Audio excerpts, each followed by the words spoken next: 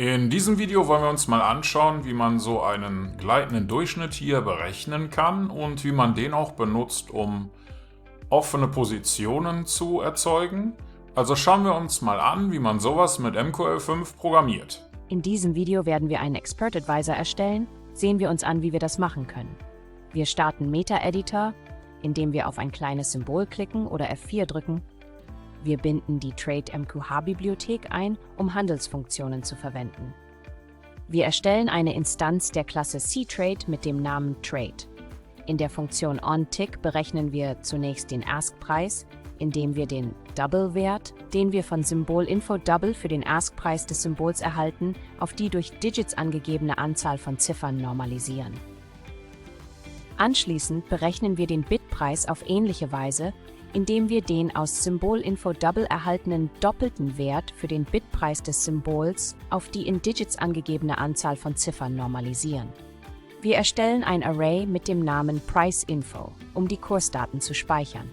Wir füllen dieses Array mit den Kursdaten, indem wir die Funktion CopyRates aufrufen, die die Kursdaten für das angegebene Symbol und den angegebenen Zeitraum kopiert.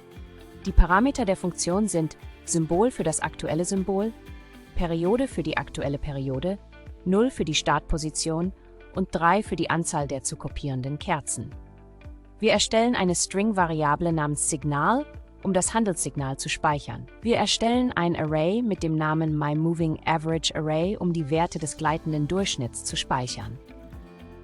Wir definieren die Eigenschaften eines einfachen gleitenden Durchschnitts, SMA, mit 20 Kerzen, indem wir die Funktion IMA mit den Parametern Symbol für das aktuelle Symbol, Periode für die aktuelle Periode, 20 für die Periode des gleitenden Durchschnitts, 0 für die Verschiebung, Mode SMA für den einfachen gleitenden Durchschnittsmodus und PriceClose für den Preistyp aufrufen.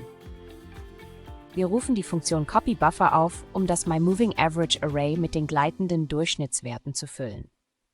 Die Parameter sind MovingAverageDefinition für das Handle des Indikators, 0 für die Puffernummer, 0 für die Startposition, 3 für die Anzahl der zu kopierenden Werte und MyMovingAverageArray zum Speichern des Ergebnisses.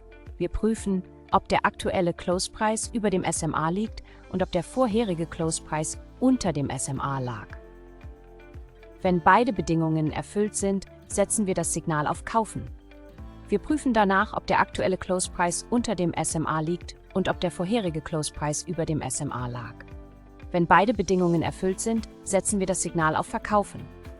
Wenn das Signal Verkaufen lautet und es keine offenen Positionen gibt, führen wir eine Verkaufsorder für 0,10 Lots zum Bitpreis mit einem Stop-Loss von 150 Punkten unterhalb des Bitpreises aus. Wenn das Signal Kaufen lautet und es keine offenen Positionen gibt, führen wir eine Kauforder für 0,10 Lots zum Ask-Preis mit einem Stop-Loss von 150 Punkten über dem Ask-Preis aus. Schließlich geben wir das aktuelle Signal mit der Funktion Comment auf dem Chart aus.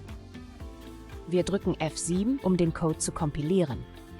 Wenn Ihnen das zu schnell ging oder wenn Sie nicht verstehen, was der Code alles macht, sollten Sie sich vielleicht den Premium-Kurs auf unserer Website ansehen oder zuerst eines der Grundlagenvideos anschauen.